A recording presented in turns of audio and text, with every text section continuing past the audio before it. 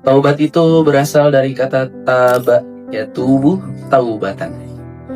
Taubat di dalam kitab Tanqihul Qaul adalah kembalinya kita setelah kita melakukan sesuatu yang buruk di dalam hukum syara menuju sesuatu yang dipuji atau sangat terpuji di dalam hukum syara.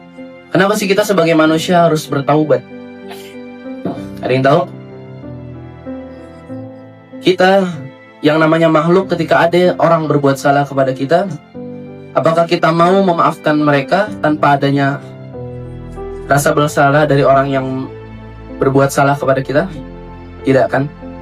Maka kita sebagai makhluk sudah sepatutnya itu harus yang namanya bertaubat ketika kita melakukan kesalahan atau tidak melakukan kesalahan.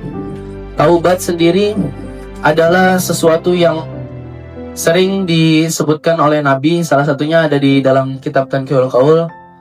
Kata Nabi SAW, "An-nadmu taubatun wa taibu minad dzanbi kaman la dzanaba lahu."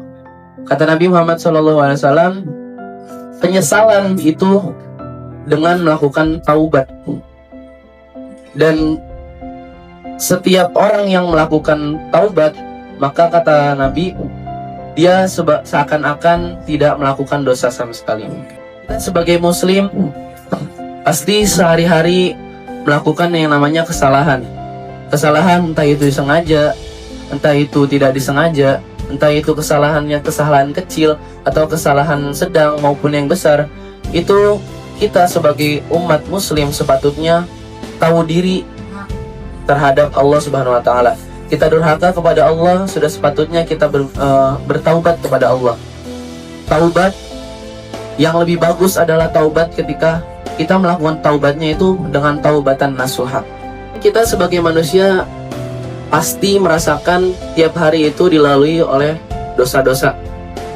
Dan mungkin kita merasa bahwasanya setiap hari itu dosa-dosa yang kita lakukan itu tidak akan mungkin diampuni oleh Sang Maha Pencipta. Tapi ingat, Allah Subhanahu wa taala menciptakan air walaupun seluas samudra, tetapi Allah lebih mencintai air wudunya seorang pendosa.